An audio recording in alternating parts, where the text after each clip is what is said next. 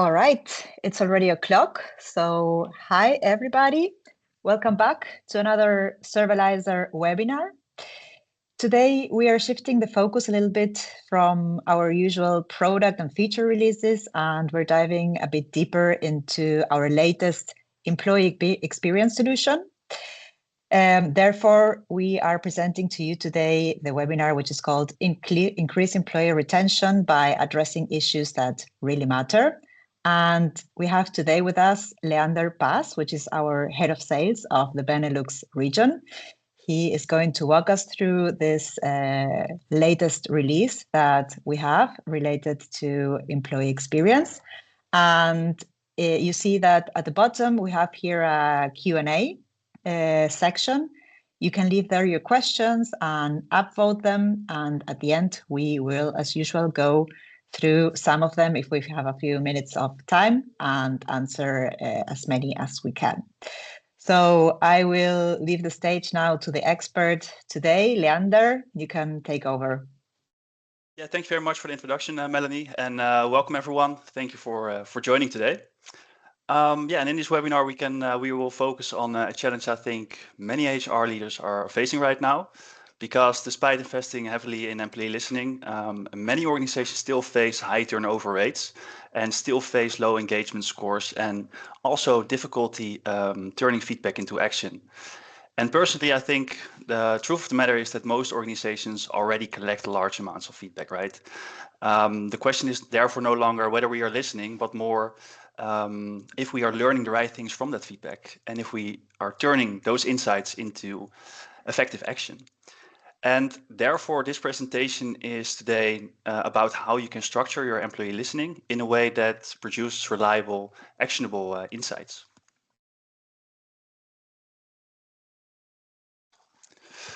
Well, to understand why retention remains such a challenge, we first need to look at how organizations currently approach employee listening. And yeah, as stated before, most organizations, of course, already run employee surveys, surveys like annual engagement surveys or bill surveys, onboarding, offboarding surveys, etc. So yeah, in many cases, the listening itself isn't the problem anymore. Yet turnover continues to increase year over year across industries, and this then, of course, raises an important question. Why do organizations have more employee feedback data than ever before, but still struggle to identify what to improve? And personally, I think one of the most important reasons that organizations still focus or that this doesn't go according to plan is that organizations still focus heavily on measuring outcomes instead of understanding the real drivers behind it. For example, an engagement score alone, of course, doesn't tell us where to really intervene. And if an employee listening program is not designed to uncover these root causes, then organizations end up with reporting, but with limited decision-making guidance. And we don't need just another report, right? We want to know where to take action to improve our employee listening strategy. Before we dive deeper into this topic, let me briefly introduce myself. My name is Leander Pas, and I've been working at Survalyzer for almost 4 years now. And during this time, I've helped many organizations strengthen and improve their employee listening strategy.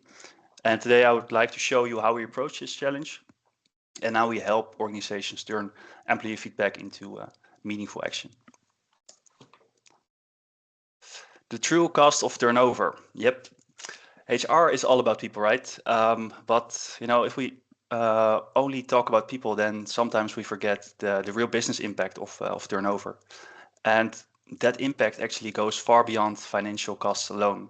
So therefore, I would like to look together with you to some significant costs associated with employee turnover. And the first one is kind of obvious, right? It's recruitment and onboarding costs, because replacing employees takes a lot of time, money, and also management capacity. Second one is loss of productivity and ramp-up time. So new employees need some time, of course, before they are fully operational and effective. Third one, cultural and morale impact. Knowledge disappears, of course, when employees leave. Sometimes teams become unstable because key persons leave the team, or pressure increases on the people who actually stay, and therefore they have higher workloads. And finally, we have a competitive disadvantage, meaning that people go and work for the competitor, for example, or customer relationships deteriorate, or the innovation rate declines, and sometimes even the revenue declines. So yeah, these are all reasons why employee listening strategies are important, and combined, these losses add up to about 150% of the employee salary that you have to replace. So therefore, it really makes sense to put some extra emphasis on the listening program. It should really help organizations identify the retention risks early before the actual talents leave the organization. And yeah, besides this, it's also good to consider that the impact of turnover is not really equal across the organization itself. Losing one high performer in a critical role can have way more impact than, for example, 10 people somewhere else in the organization. And that's why we advise to not really focus on the average turnover rates itself, because that can be super misleading.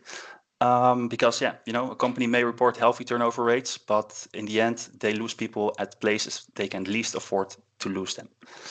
So the real question in the end is not really like, what is our turnover rate, but more, where are people leaving? Why are they leaving? And what's the actual impact on the business?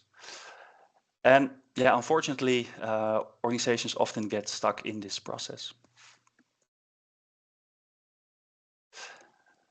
Well, and where do they get stuck? Well, often they get stuck right at the beginning. Getting started can be super challenging. Organizations do want to listen to their employees, but then struggle to select the right questions and also the right methodology. And that makes the process slower and more complex than it should be. Then second, little impact. Employees give feedback, but then often see zero results out of it. And this then, makes sure that you lose trust, and also the participation starts to decline. Third, no direction. Organizations collect many data, but then struggle with defining clear next steps and priorities. And then no real action is taken upon this data. Fourth, lack of trust. If employees doubt anonymity, especially, but also, for example, leadership intent or follow-up, then it's likely that they don't share honest feedback. So the real challenge is not really to collect data, but more to create actionable insights.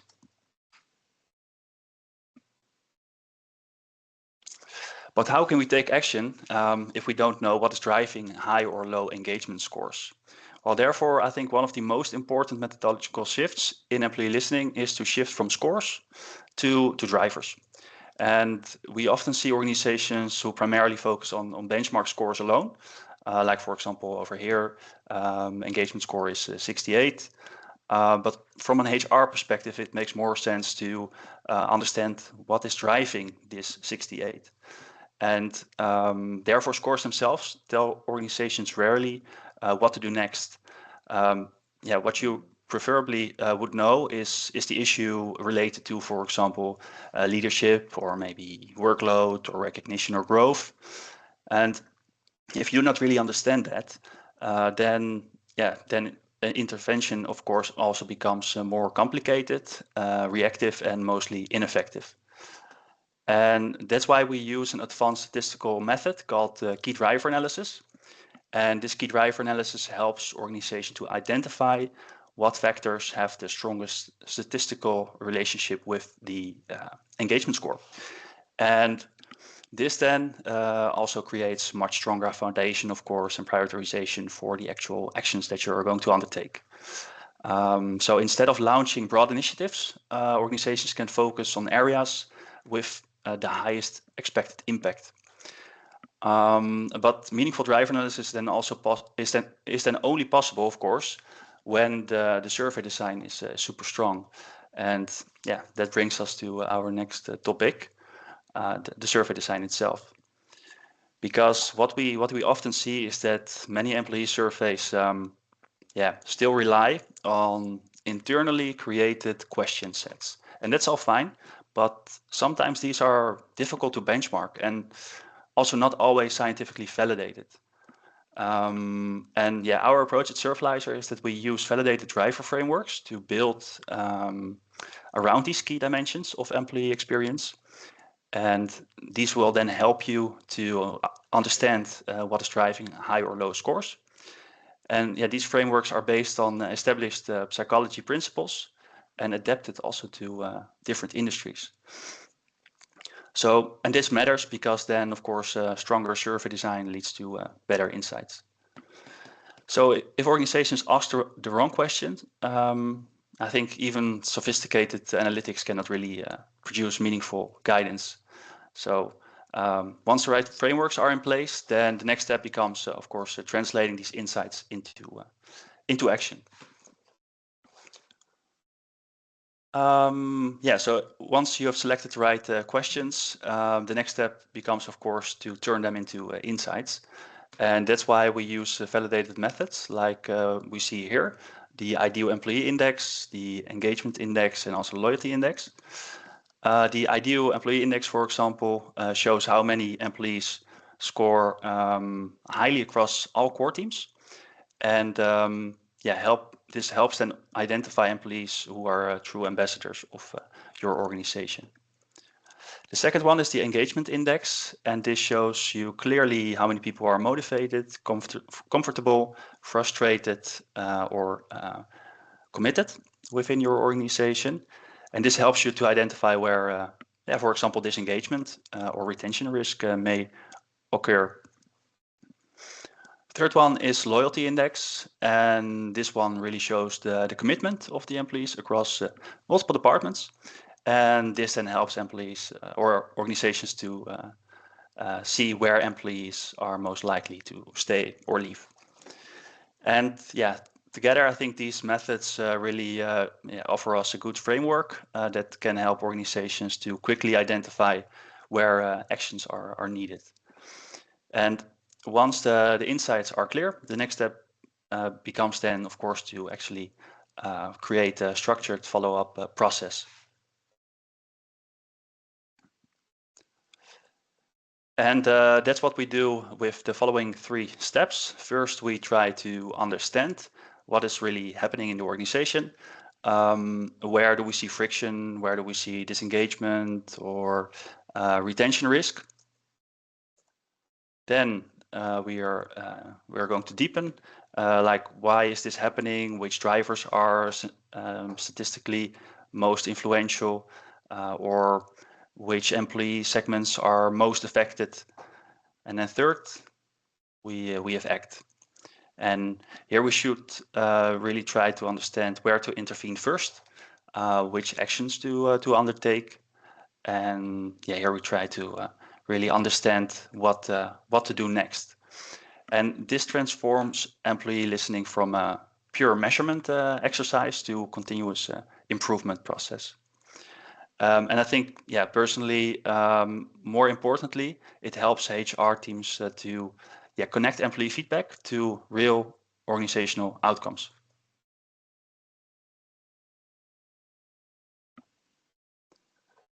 So before we dive deeper into the software itself, I would like to briefly summarize how Survalyzer helps organizations improve the employee retention.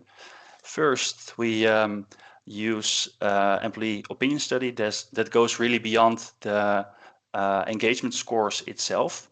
It helps you identify where specific drivers are and what influences the employee experience and retention. Then second, we use validated frameworks to ensure organizations that they ask the right questions. And then with benchmarks, we make sure that they can actually compare with other organizations within the same sector, how they perform. Third, with segmentation, we make sure that they can easily see what groups are most at risk for disengagement or leaving the organization. And fourth, we use AI to generate summaries and also suggest follow-up tasks. So you can easily create tasks for your team and they can take action to improve the employee experience. All right, now let's dive into the software.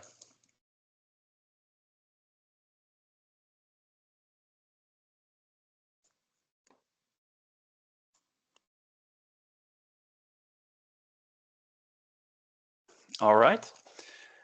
Yeah, here we see basically the overview page of the employee experience portal. This is where all the studies within the employee listening program come together and where they can utilized by the HR department. So, of course, employee listening program consists of multiple studies like engagement studies and employee opinion studies, onboarding, offboarding studies, 360-degree studies, and these can then all be managed from here. Of course, today we're talking about retention and how to make sure that you retain your people within your organization, and therefore we recommend the framework of the employee opinion study, which we have developed with an external expert in the field of HR, a validated framework. And first I would like to show you the survey itself. So for demo purposes, I did edit here in the portal itself. And the idea is, of course, that we have certain drivers that influence the engagement. One of the drivers is job content. And then we have multiple questions for this driver. And the scores can be from 1 to 4. So that's good to know. And then we have condensed everything in an easy-to-use report. So this is all automated. You don't have to do anything yourself. Of course, we can also adjust it to your organization if necessary. That's not a problem at all. And here we see the report that's automatically generated. In the top, we see filters that you can select. So currently, for example, we compare wave 2026 to the previous measurement, 2015. We can also filter on department, and all the underlying data will then change. On the right, we see actually the navigation. And here we see that we're currently on the summary page and that there are also some other pages available. You can also see that the report can be downloaded in PDF, Word, or Excel. And this can be done in your own corporate look and feel. All right. Yeah, as stated before, we are on the summary page. And what we can see here is immediately a summarization of the entire report and suggestions, like what to actually improve. Here we can see that perspectives emerge as the most important driver of the overall employee engagement, and that the scores are not so high, below average actually. So, and therefore the AI will suggest you some tasks you can undertake, and you can then choose if you actually want to create those tasks for the people within your organization. We can now do that.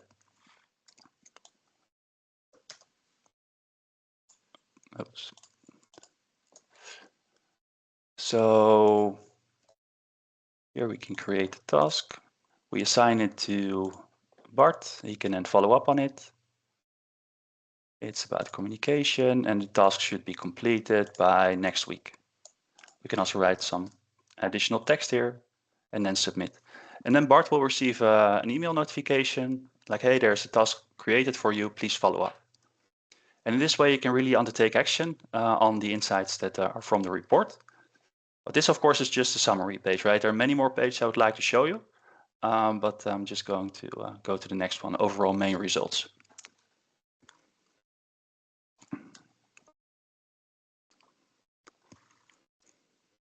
Here we can actually see the engagement score, the overall engagement score of the current wave 2026. That's what we see here, right? We've adjusted this filter, and then we see the score. The scores were from 1 to 4. Here we can see the score is 3.2. That's actually quite good. On the right side, we see that we can compare multiple waves. Currently, we compare 2015 with 2026, but we can also adjust that to 2024. So let's do that now. All right. And then we see the delta between 2024 and 2026 is 0.2, meaning that we improved our engagement score by 0.2 between 2024 and 2026. Well, this overall engagement score is built up from the drivers that we spoke about earlier in the presentation. So these drivers influence the engagement score. So if these scores are all higher, then the engagement score is also higher. Here we see, for example, that leadership, there we have the best score, 3.22, and identification the lowest. And actually it also declined 0.81 in 2 years. So then looking at this, you would think like, hey, we should really focus on identification, right? We should really improve that, make sure that people spend more attention on it, because then we can probably improve our engagement score. But is that really the case? We spoke about key driver analysis before, and key driver analysis is an advanced statistical method that helps you get an idea of what drivers are influencing the engagement score. And if we apply that to this study, then we actually see something completely different. We can see that indeed the lowest score was identification. It's placed to the left, because here we see the performance is on this axis and impact is on this axis, importance. Identification, lowest score. Second lowest score, perspective. Work processes, third lowest score, right? That makes sense because that's also what we see here. But the importance of identification is much lower than perspectives. And that means that if we focus on improving the perspectives of our employees, then the impact of the overall engagement score is also high. So it would be better actually to focus first on perspectives.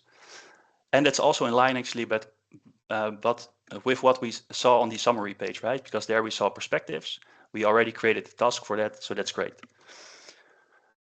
If we then scroll down, we can see the scores per department. So we see the engagement score, delta between last wave, and then also per driver, the scores. That's pretty cool, right? And here we see that for perspectives and work processes, the score was lowest.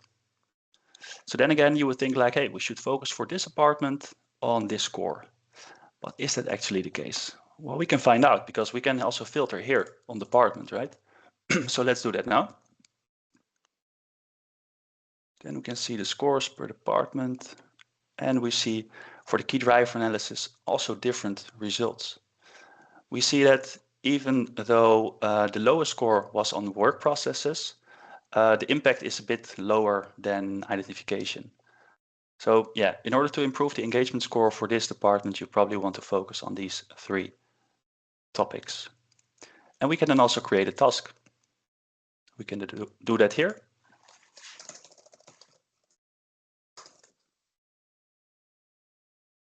We can select a person. Task should be completed by next week. Department admin. And then you can create the task. So in this way, you can really take action upon the insights that you gained from the report and the study itself. Yeah, of course, we also offer industry benchmarks, and that's what you can see here. And then you can easily compare the results across your industry, and then also with all the industries combined. So overall means all industries combined, and benchmark means your industry. Gives you also some new interesting insights. And then here we have the methods that we also spoke about earlier, the indexes, like the ideal employee index. And this is then made up from multiple questions that were asked. And this shows you how many people actually are really an ambassador to your organization. Also interesting to see. Of course, you can also apply here the filters again, so you can see per department how that actually, how the scores are. Then we have the engagement score, like how many people are actually super motivated within your organization. And then we, for example, see the following scores. We also have the loyalty, employee loyalty. Here we see the average is 9%. And then we can think like, yeah, recruitment, we might have to look into that. Why is it so low here? So this gives you really some good insights into how the organization is actually performing and where to intervene first. Of course, there are also some open questions within the survey. And for this, we use AI. AI can support you with the analysis of this. So if you, for example, have an open question, what feedback do you have to your manager? Our AI will analyze all the open comments. And it will give you immediately feedback and tell you 40%, 42% of all the comments were positive. It can also categorize all the open comments in categories for you. So it identifies itself. It identifies itself what categories there should be, and then divides it in the categories. So we see that 26% of the comments were about respect and appreciation. But of course, we want to know like how many were positive of respect and appreciation. That makes more sense, right? Then you know what action to undertake. And that's what we can see here. So here we can see that about respect and appreciation, 30% of the people were negative and 67 were positive. So that's not too bad, but maybe decision transparency, there we have a lot of people that are actually complaining or not super satisfied. So we could also choose to improve that and create here an action, a follow-up task. So that's of course super beneficial, and all these follow-up tasks can be seen in the following report. Also, for example, the task we just created for Bart. Can you remember a couple of minutes ago, we created a task for Bart to create clearer career growth opportunities and development paths. And Bart can then log into this portal. He can see the task that's open for him. He can then give some feedback and close the task as well. And then, of course, the HR department can view the development of all the tasks that are open and completed, and that they can do in here. So all in all, this is really an good overview of how the platform works. And of course, it combines multiple studies from which all the follow-up actions are then combined into one overview, what we can see here. So that was basically what I wanted to show you here today.